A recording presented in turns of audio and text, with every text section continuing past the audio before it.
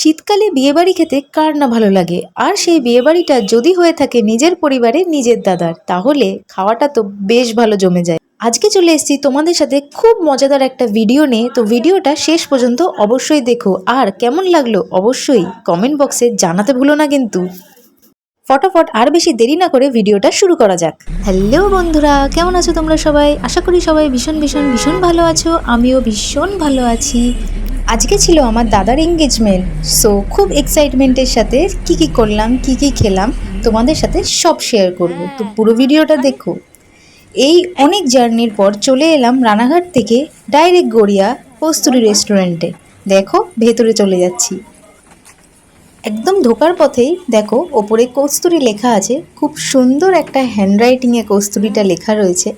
আর ভেতরের অ্যাম্বিয়েন্সটা সত্যিই খুব ভালো। পুরো কলকাতাটা নিয়ে একটা খুব সুন্দর অ্যাটমসফিয়ার তারা তৈরি করেছে। ভেতরটা যতটা সম্ভব তোমাদের সাথে আমি শেয়ার করেছি, পুরোটা দেখে নাও।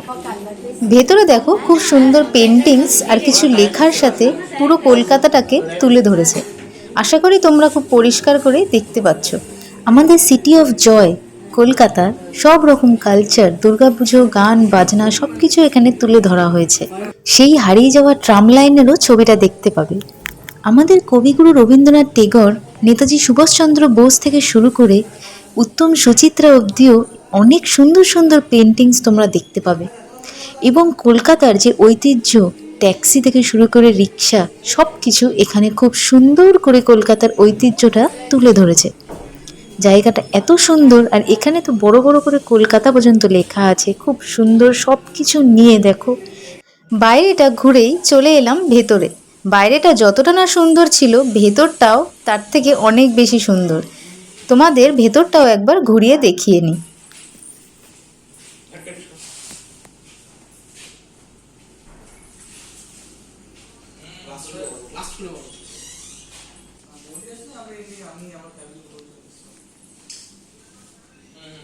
তো এত সুন্দর জায়গায় আসবো আর আমি স্টাইল মেনে ছবি তুলবো না, এটা তো হতে পারে না। তো দেখো এখানে ঘুরে ঘুরে আমি বেশ স্টাইল করে ছবি তুলে নিচ্ছি।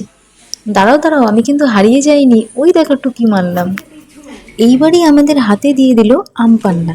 আমপান্না খেতে খেতে দাদা বৌদির রোম্যান্সটা একটু দেখে চলে এলাম স্টার্টারের কাছে, যেখানে আছে আনলিমিটেড স্টার্টার।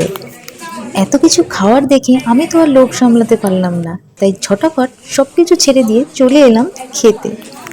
এই আনলিমিটেড স্টার্টার্স আইটেমসের মধ্যে ছিল গন্ধরাজ চিকেন, চিকেন বলস আর ফিশ ফিঙ্গার। সবথেকে বেশি টেস্টি যদি জিজ্ঞেস করো তোমরা কি ছিল, তো ফিশ ফিঙ্গারটা বেশ ভালো লেগেছে।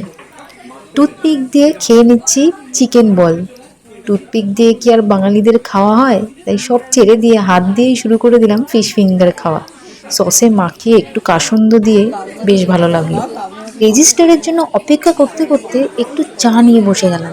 চাটাও কিন্তু বেশ ভালো ছিল খেতে। অ্যাট লাস্ট আমাদের রেজিস্টার ম্যাম পৌঁছে গেলেন।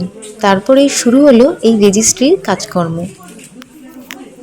দুজনের মুখটা দেখেই বোঝা যাচ্ছে যে দুজনাই খুব টেনশনে ভুগছিল। তো আমরাই একটু চেয়ার আপ করার জন্য অনেক হাসি ঠাট্টা শুরু করে দিলাম।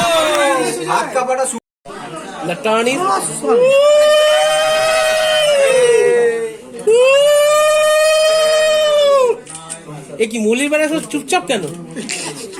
এইবার এখন দুজন দুজনকে লিগালি হাজব্যান্ড অ্যান্ড ওয়াইফ হিসাবে অ্যাপ্রুভ করার পালা। As my legal husband, so I declare you as a husband and wife from now on. আমার দাদা আর বৌদি এখন থেকে লিগ্যাল হাজব্যান্ড ওয়াইফ হিসেবে প্রমোট হয়ে গেল। সব পেপারসের কাজ কমপ্লিট হওয়ার পর এইবার রিং পরানোর পালা। দাদা কিন্তু বেশ ফিল্মি স্টাইলে বৌদিকে রিংটা পরিয়েছিল।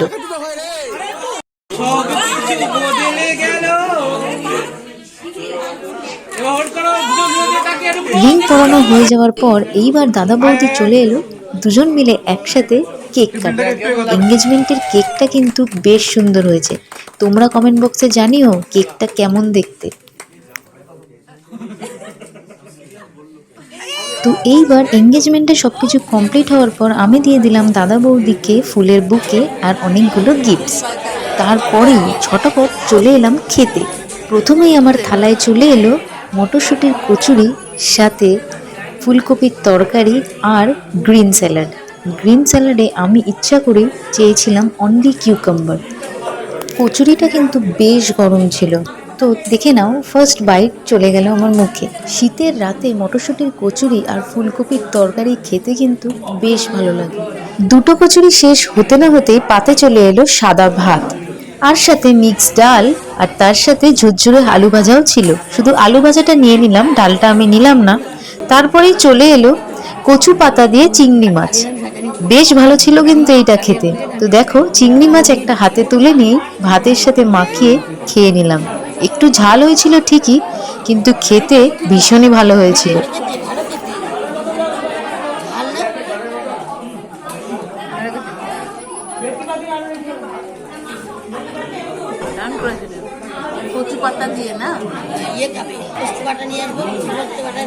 কচু পাতা দিয়ে চিংড়িটা শেষ হতেই পাতে চলে এলো ভেটকি মাছ ভাপা।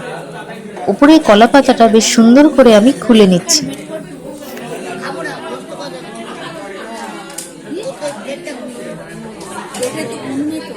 কলা পাতাটা খুলতেই হাতে চলে এলো আমার সর্ষে দিয়ে ঢাকা একটা বড় ভেটকি মাছের পিস। মাছটা কিন্তু বেশ ফ্রেশ ছিল।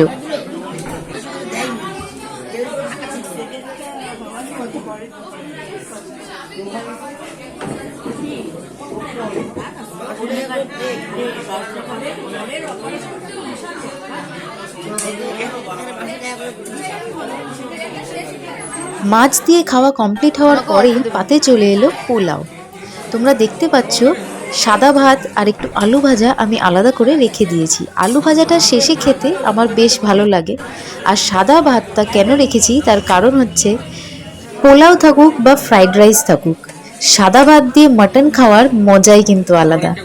তাই সাদা ভাত একটু আলাদা করে তো রেখে দিতেই হবে আমাকে। তো দেখো, পাতে আমার বড় বড় মাটনের পিসগুলো চলে এলো। এইবার পালা আসল জিনিস খাওয়ার।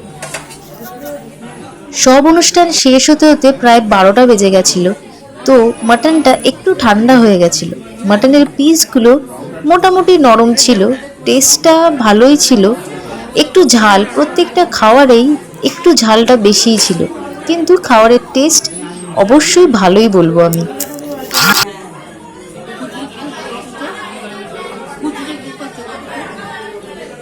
যাই হোক না কেন, মাটন খেতে কিন্তু আমার বেশ ভালো লাগে। তোমাদের কাদের কাদের মাটন খেতে ভালো লাগে অবশ্যই কমেন্ট বক্সে আমাকে জানাতে ভুলবে না।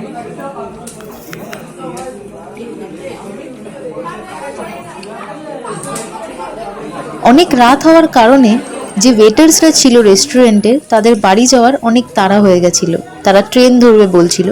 তো তাই মাটন শেষ হতে না হতেই চলে এলো চাটনি আর পাঁপড়। তো একই থালায় নিয়ে নিলাম চাটনি, পাঁপড়, মিষ্টি। খাওয়া শেষ করে ভেতরে আসতেই দেখলাম কেকের কিছু টুকরো বেঁচেছিল। তার ভেতর থেকেই এই সুন্দর ফুলটা আমাকে অ্যাট্রাক্ট করলো, তাই ফুলটা হাতে নিয়ে নিলাম। হাতে নিয়েই ভিডিওটা এখানে শেষ করতে হবে।